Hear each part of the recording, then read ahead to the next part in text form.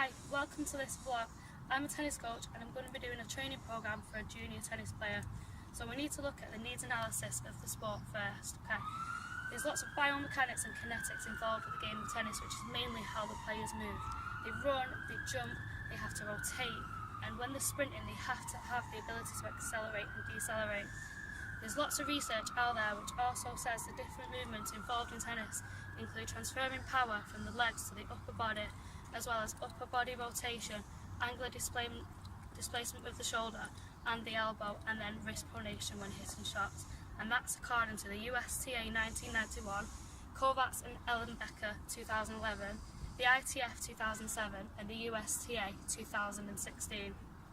Okay, so we look at injuries associated with tennis. There's many injuries with tennis players, including overuse injuries and incorrect technique injuries.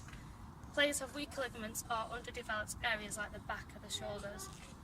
Sometimes wrong technique on ground strokes specifically can contribute to injuries as well. Again, it's the nature of the movement in tennis, like the constant running, the stopping, the jumping and the landing, that causes the most common injuries with ligaments, and tendon injuries are most common within tennis, and specifically in the ankle. Ekblom and Safran 2005 state that. According to Renstorm 1995, knee injuries are also common, again because of the movement patterns that are involved in tennis. Muscular injuries can also occur in the lower limbs, in the hamstrings, the quads and the calf areas. And again, knees and lower spine injuries are most popular, and that's according to Plum et al. 2006, Hoopman et al. 2007, Rochelle et al. 2008, Abrams et al. 2012. Okay, energy systems used by tennis players. Tennis players use all three systems. Most of the rallies are short rallies, okay, so they use the ATP PC system, with the occasional rally lasting longer, so players will work the aerobic energy system as well. According to Carpio 2015, the lactic acid oxidation, aerobic system and the anaerobic energy systems are all used by tennis players. This is Emily. She's a mini green junior tennis player. She's 10 years old and obviously she's female. She's been playing tennis for a few years. She trains twice a week on court at the tennis centre as part of a mini green academy squad session. That's right, yeah? Yeah. Okay. She plays in tournaments every 4 to 6 weeks, depending on the tournament calendar through the year.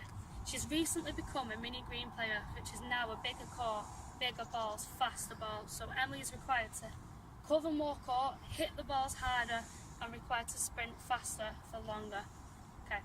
Matches are also longer in mini green, so she has to play for longer and have the ability to repeatedly sprint again and again and last for longer.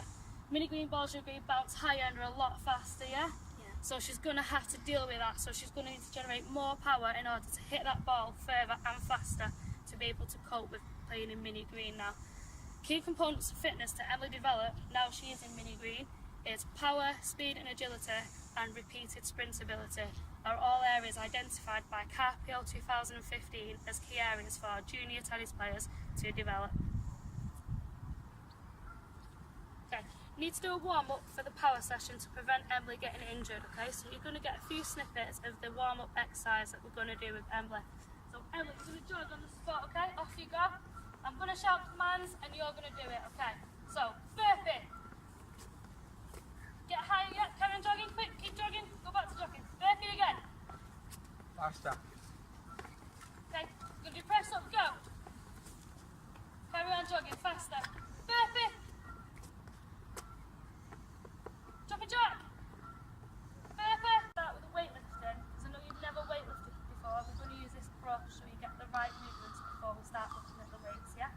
So we're going to do the first start of the lift, which goes up to our bicep.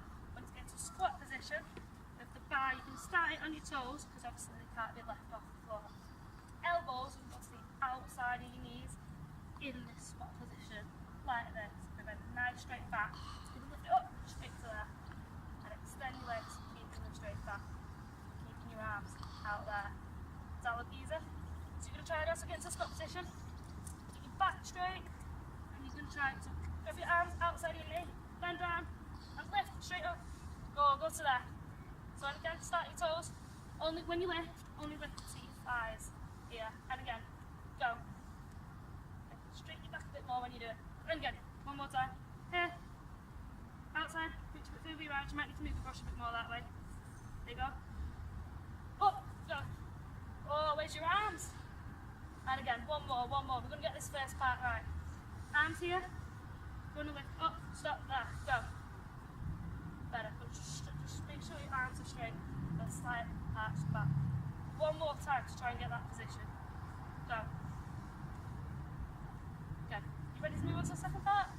Okay, so if I just take it off here, imagine it's really heavy. Second part, from here, I'm going to lift up and get to there. See my wrist now, facing up. I'm slightly ready to low, to go up. Okay? So from here, I'm going to lift up and get to there. Your feet slightly lift the floor. Okay? So start from here, straight arms. Go up and there. Stop on the collarbone. Go. Bend your arms, make sure it's near your collarbone, okay? And again. So up. Get it to the collarbone, so you want it ready to hit, ready in the next part, and we're going to lift it up. And again. Straight arm. Or go from straight arm. Go. Up. Okay, let's see if we can do that with a bit more power. So imagine we are going to lift up and go up. Okay, go. One more. Go. Okay, I'm going to show you the last part. So I just have that. We're going to rest in our collarbone. What we're doing, you're going to push it up with your head. Be careful not to smack yourself in the chin. Your head will move back. And we're going to end up splitting our legs like that as a jerk movement. Okay? So we're going to go like this. Your elbows are down. Go. We're going to end like that. Okay? Just think you do that. Show you one more time. So you're going to start here. You've got to be nice and balanced on the line because obviously this will, in a few weeks, this will be a heavy weight bar. We're going to have weights at the end. So we've got to get this final position right, okay? So we're going to go here. We're going to go to there. Straight arms. Okay, so go from the collarbone. Wrist up, wrist up. Then you're going to use your legs. Go. Like that. Go. Oh, see how you lost that balance. And again. So make sure you move your head out the way so you can go straight up. Go. Oh, keep that balance. Remember, this is in a few weeks going to have weights. It's going to be like that. So bend your front leg again, as if you've gone into a jerk. That's stay there. It needs to be nice and balanced, yeah? And again, so start from there. You go up and stay there. Go. You've got it, but now a bit faster. Go. There you go. So imagine now it is going to be really heavy. Weight on it, the bar's heavy. You know, bang! Like that. Go. There you go. Okay. What we're going to do, we're going to put the first two stages together. So if I take this really heavy bar off you again, we're going to go from here. Okay. Where are our elbows? Inside or outside? Outside. Okay. Back straight or bent? Straight. Okay, we'll go here, there. Okay, but we're not going to stop. Just going to like it. Like that. Just think you can do that. And again. So you're going to hold that start position for me. So bend your knees a bit more. I'm just going to bend your back a bit. Put your head up. Arms. Go. Oh, you've gone straight to that. And again. So you're going to go here. You can go to there. Just to your wrists up, that's all. Move the bar a bit more that way. Imagine, you've got to imagine it has got weights on it, yeah? Back straight. Go. Don't split your legs, but better. And again. So your legs, all that happens is your legs move a little bit wider. And again. Go. Oh, your legs didn't move. There's no power in that. And again. You imagine it's heavy, yeah? You're going to go like that. Go. There you go. One more time and we're going to do the whole lot. Go. Back straight, bend, get your bum lower. Back higher then. Go. Okay, perfect. Now we're going to put it all together with no pauses. Okay? So you're going to go from here to there, to up, but without pausing. Okay, so like this. The only pause will be slightly better while it's on your collarbone. So, mind that position? Yeah. Going to go here, there. Okay? Without falling over like I just nearly did. Go. Outside. Should we need, yeah. Go. Collarbone. Up. Oh, just hold that slightly longer. You can imagine in a few weeks you're going to have to really push to get that weight up, yeah? And again. Go. What did you not do? That bit, yeah? Go imagine you're picking a heavy weight up to here, then you're pushing it up. Okay? Go. And again. body should leave the floor when you're pushing it up. Just do pause, that's all. And again, you've got to really picture it's got weights on it, okay? So you're lifting it to here, and you're pushing it up, okay? Go. Push up. Whoa. There you go, much better. There you go, one more. Good job that didn't have a weight on it though. Go. And again, don't get to split your legs. And again, go. Maybe not like you're going to hurt your shoulder, yeah? So get that down one more. Lift to the collarbone now. So go, lift to the collarbone. Arms high, and then you go up. Okay, so get that back leg a little further back. Just get your balance right. One more time. Okay, arms straight. Go. Better. Well done. Good weightlifting. So obviously that video we did weightlifting with a brush, and as I said, it's because Emily has never weightlifted, so we wanted to get the movements right of the weightlift before putting a bar in place. Okay, that would be programmed in a 6-week training block once a week, along with the other power drills that we're going to do shortly.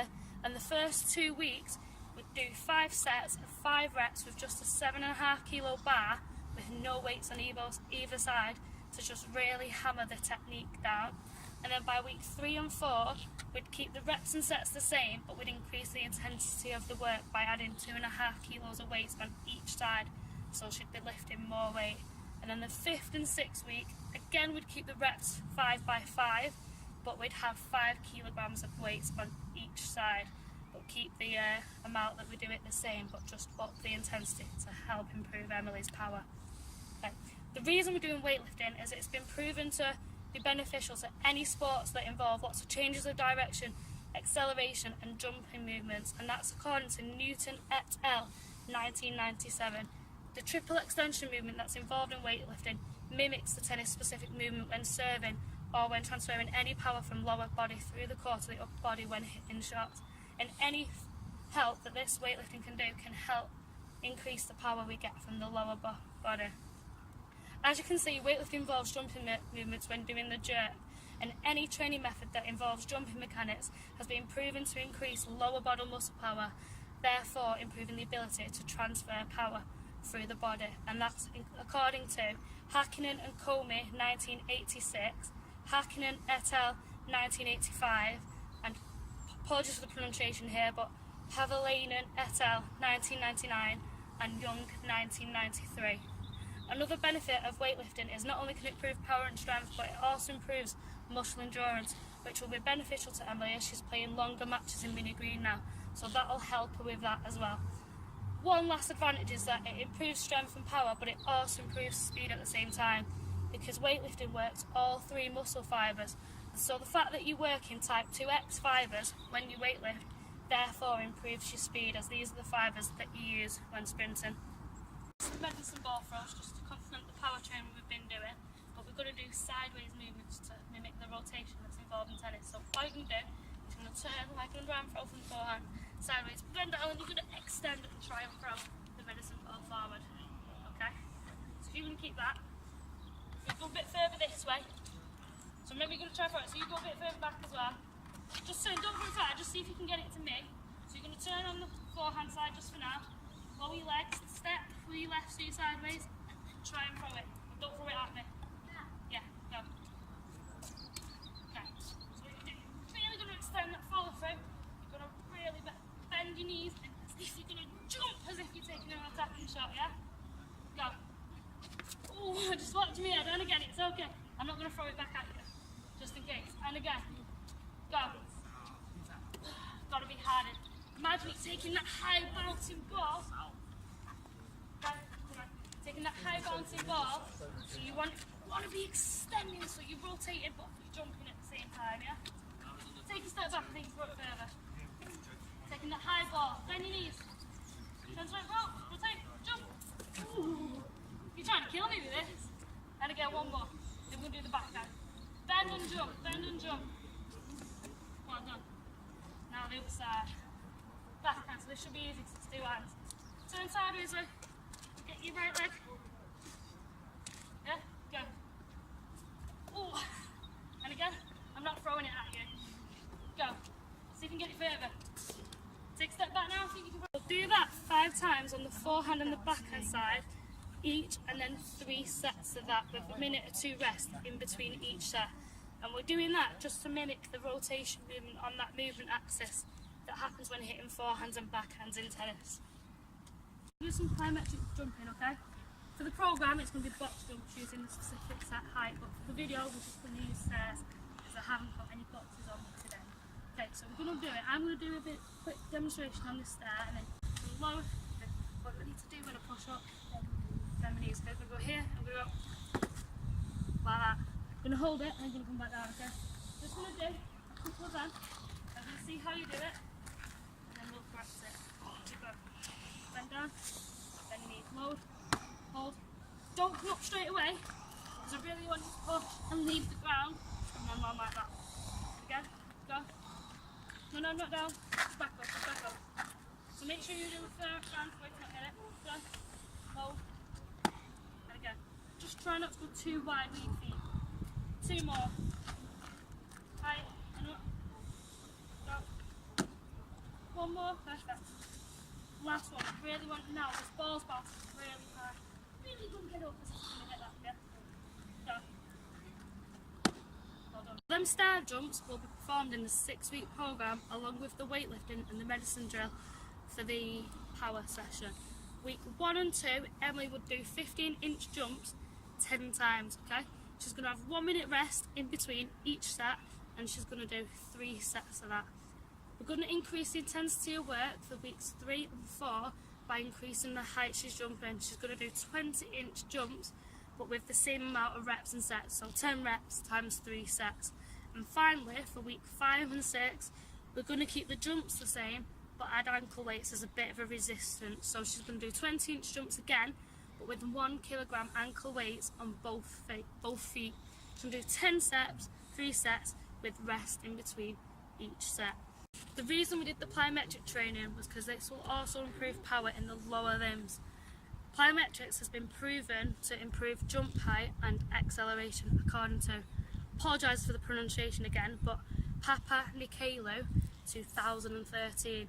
This will be crucial to Emma, and also when jumping to take on a higher bouncing mini green ball, she'll be able to jump higher to deal with that higher ball.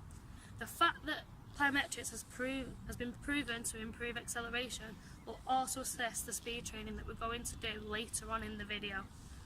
Plyometrics, as I said, is a successful method of improving lower limb strength, and it will improve vertical jump height, according to Carvalho et al. 2014. Weightlifting improves the force production of power, and plyometric improves the velocity and the rate of force development side of power. So combining the two training methods together complements each other perfectly and develops overall power on a whole. This method will have a quicker effect on the athlete than just doing strength work. Last big one. Okay, stop there. Done 800 metres now to warm you up, so we're just going to warm up the legs a bit more. So put your arm on my shoulder and you're going to do 10 leg swings each leg. Higher. Bit more. And then go both ways, go the other way. Keep going, keep going, keep going. And your back leg, keep your back straight. Keep going back that way. Stand, not full speed yet, remember this is just a warm up, keep going, keep going, keep going, keep going. So that was a little bit of the warm up for the speed session. Obviously you've seen snippets of each exercise. Each exercise would be over 20 or 30 metres, and the sprinting we'd do 3 times at 50% and 3 times at 75%. The reason we do that is to prevent any injuries, okay, and warm the muscles up properly for the sprint session that's going to be working at maximum intensity. Do some sprints, 30 metre sprints, even sprints, and elbows, okay, and opposite arms, opposite left. Leave the stride, hold the top, put it accelerate,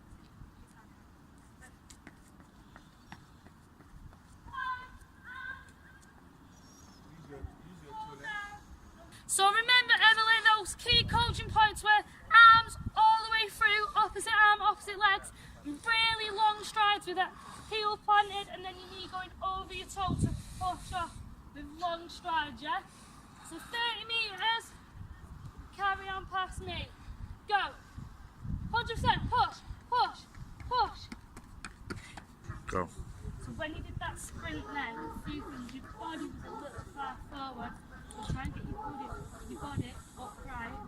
use those arms more as well to generate more speed and legs, longer strides. Okay, so you can do that sprint again for me and try and think longer strides. Okay? And then your arms are going like that. Okay. Seeing the time for your last sprint, so let's see if we can take some time off that one and run a little bit quicker. Okay, you ready? Go!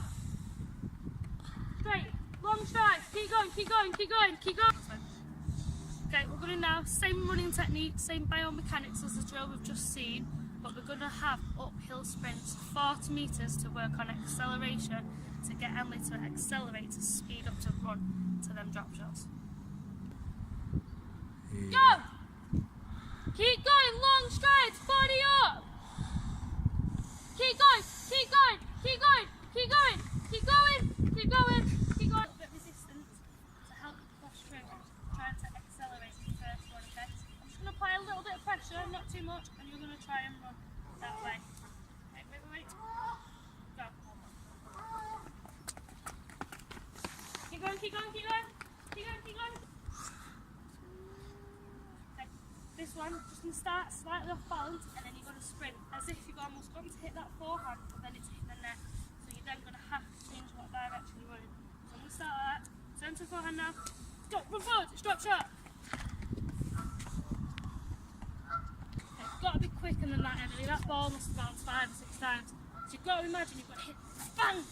Then quick change of direction to react to that. Okay, that ball's dropped off the net. This is now where agility comes in. Okay, so you've gone to a forehand. Go forward.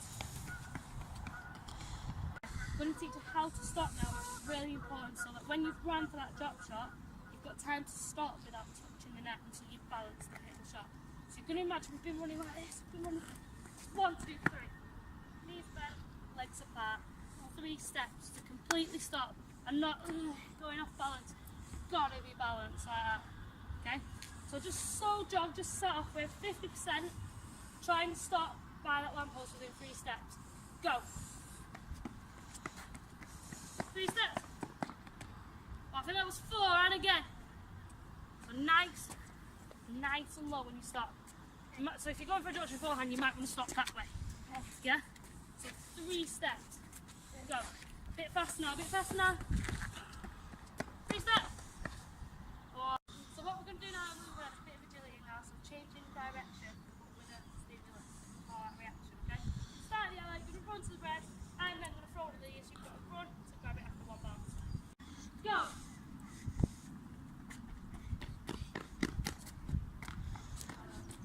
Now we got balls, you're going to run to that red code, and I'm going to say you go right over it, you've got to run on the diagonals quickly when I say. Off you go, go! You go faster, faster, right! Oh, there you go. Now, okay, so what we're going to do, Safran to split it, quickly come back, stop, hit, come back, hit. Oh, it's good shot, backhand, hit, so coming back, remember we don't turn our back, split it, it's here, always the yellow, nice shot, come here, and then finish it off, and that. Could be random, off you go, go. We're coming back, now gone deep, we're coming back a bit towards yellow, and again, flat, go. Gotta be quicker, recover back, quick going, the rally's still going, Go to orange towards it. Keep going, recover, gotta be quicker, last 2. Last one, go. I'm gonna make you go all the way to orange now, go. Go ready, imagine doing, and stop. All of them drills we've just seen would be repeated 3 times, but because we're working at a high intensity and for it to be speed and agility training, the rest period needs to be 20 times to 1 what you've worked. So if you've worked for a minute, you'd have to rest for 20 minutes. Okay, so the rest periods are 20 times what you've worked for. Okay, we'd do 1 session of that over 6 weeks. Okay. And for periodisation, for what part of the training it is, we'd reduce the steps when looking at deceleration. So weeks 1 and 2, we'd carry on doing 3 steps, but weeks 3 and 4, we'd maybe look at 2 step stopping, okay? Just to see if she's improved with how she decelerates when sprinting at full intensity. Okay?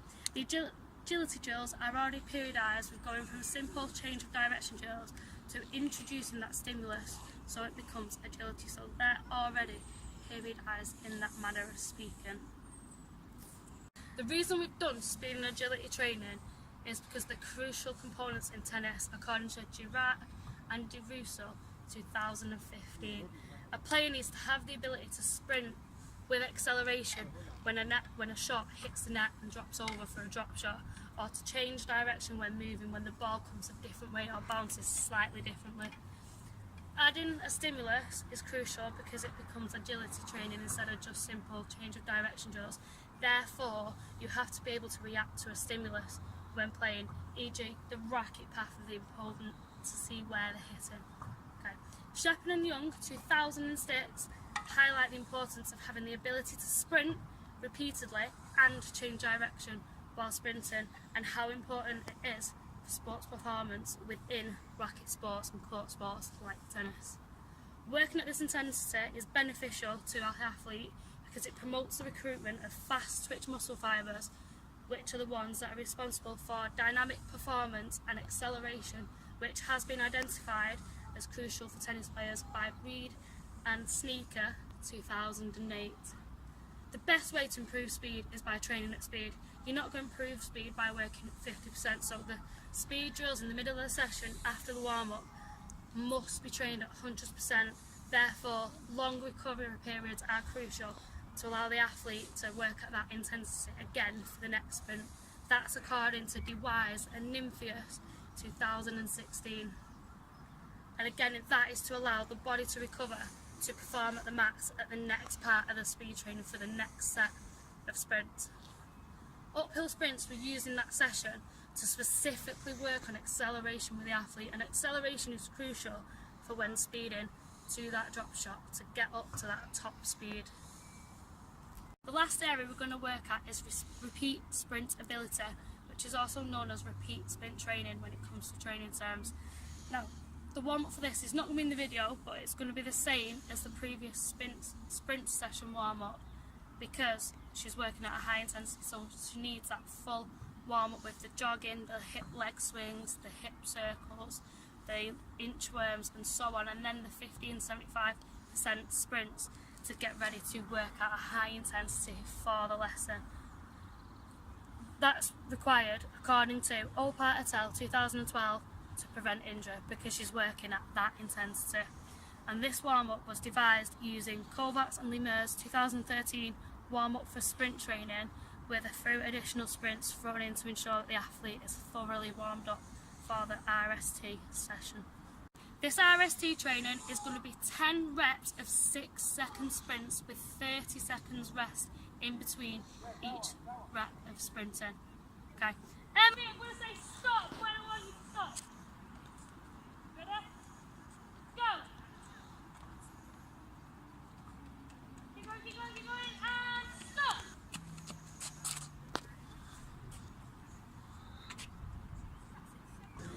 So, Emily, this is your third try. You've run 24 and 25 metres previously. So let's see now what distance you can cover. Are you ready? 3, 2, 1, go! Stop!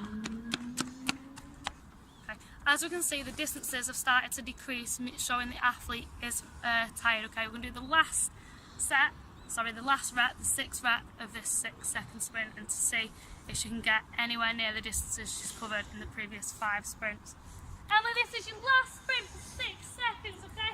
I know you're tired, but keep pushing right until I say stop. 3, 2, 1, go!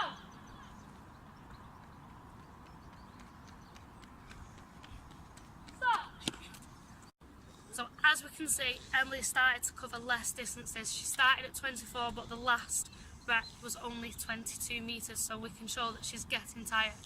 Therefore, that's a little bit of a problem because it shows she hasn't got the ability to carry on sprinting anaerobically for more than once in a game.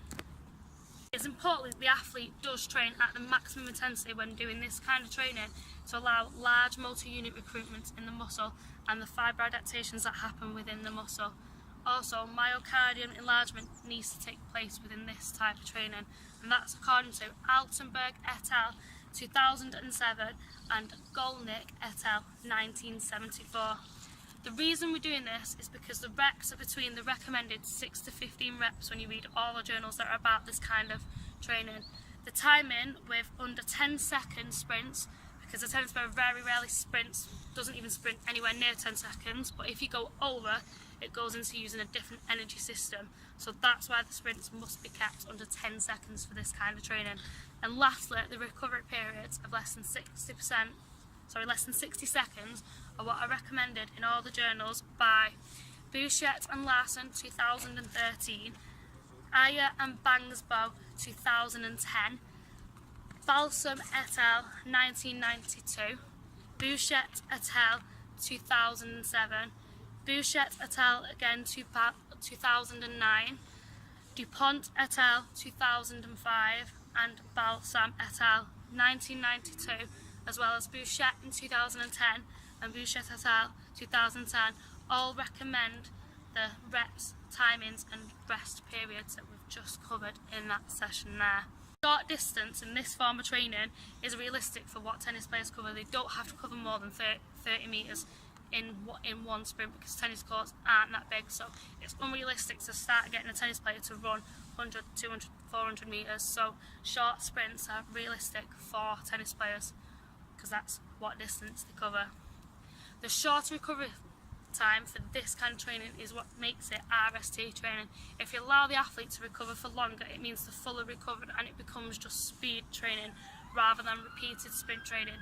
And when an athlete plays a game, they play a long rally, they sprint in that rally, they don't get to rest for minutes at a time before playing the next rally. So it's important that they'll be ready to sprint again in that next rally or keep sprinting the shots within the same rally. So this kind of training, the shorter recovery periods don't allow that full recovery to work on that anaerobic capacity to repeatedly sprint within a match. And Shepherd and Young 2006 highlight how important it is for a tennis player to have the ability to sprint repeatedly over a game.